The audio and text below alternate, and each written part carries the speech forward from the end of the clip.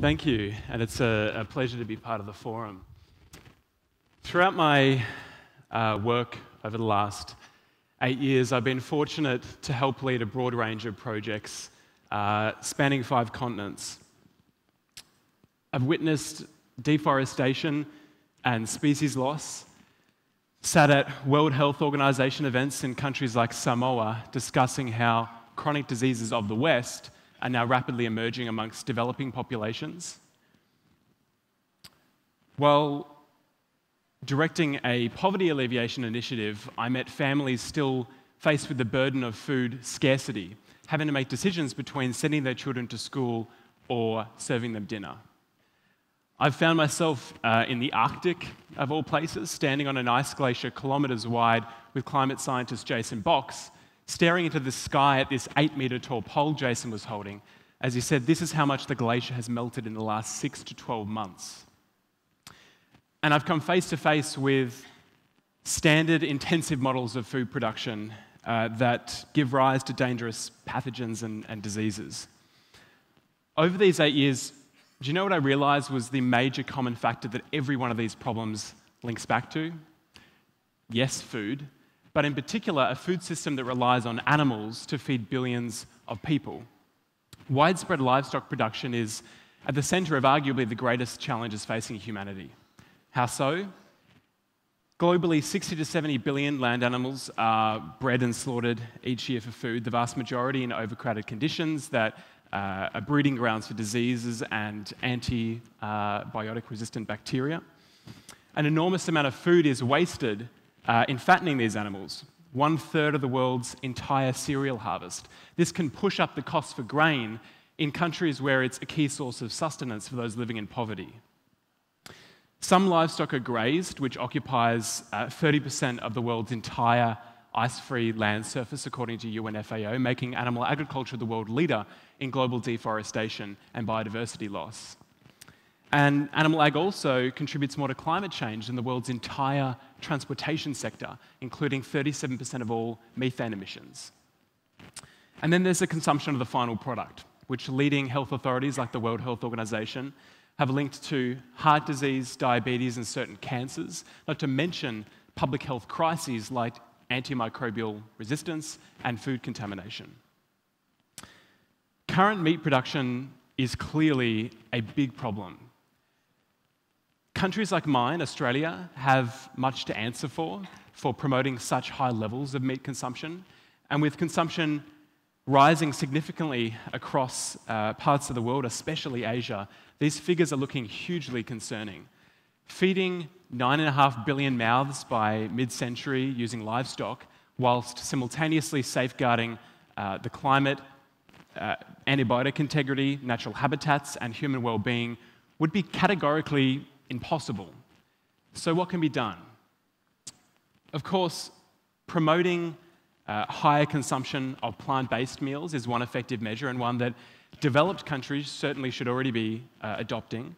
Some Asian nations are in fact leading the way, with China encouraging citizens to halve their meat consumption, and the governments of Singapore and Malaysia advocating for people to put more vegetables and legumes on their plates.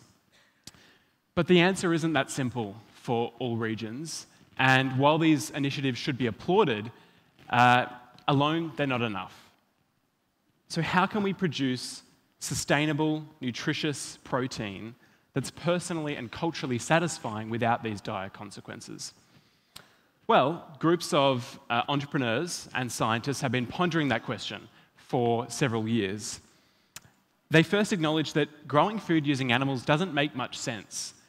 On average, producing 1 kilogram of meat requires 6 kilograms of plant material, 8,500 litres of water, and releases 14.5 kilograms of greenhouse gases and, of course, excrement.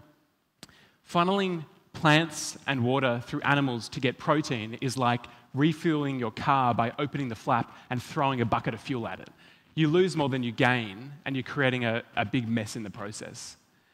So they wondered, what if we could remove animals from the equation? And that's precisely what they did, by creating burgers and meatballs and fillets without the cows and chickens and fish. There are 2 main examples. Either taking the same components found in meat from the plant kingdom to create delicious meats from plant proteins. For example, this is the Impossible Burger, made from potato, spinach, and wheat protein, coconut fat, and plant-based heme, designed to offer the same experience as a juicy beef burger.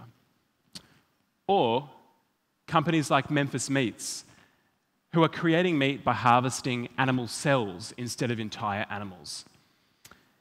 The cells grow naturally in a nutrient bath of vitamins, glucose, lipids, and water, all the same inputs that a farmed animal would typically consume, but with a fraction of the resources and free from harmful bacteria. So to recap, there are two main technologies. Plant-based meat, combining plant ingredients to replicate the taste and texture of animal meat, or as we heard from corn yesterday, you can also grow mycoprotein from fungi. And clean meat, creating animal meat by growing a tiny sample of real flesh cells in a disease-free environment. Across the board, both methods use a fraction of the resources compared to conventional meat and are free of hormones, antibiotics, and bacteria like E. coli. And they can also offer equal or higher nutritional value. To date, most of these innovations have been developed and tested in the US market. Michelin star chefs, restaurant chains, and supermarket giants are getting on board, and investors such as Bill Gates, former McDonald's CEO Don Thompson, Richard Branson, Prince Khalid bin Al-Walid of Saudi Arabia, and Li Ka-shing, the second richest person in Asia, have jumped at this extraordinary opportunity to make money and sustainably feed humanity. Plus, with some of the biggest meat producers, including Tyson Foods and Cargill, also putting their capital behind these innovations, it's clear this is where meat production is headed. So the question isn't whether this shift will occur. The questions are, what will that path look like, and how soon can we get there? Because drastic change is needed fast.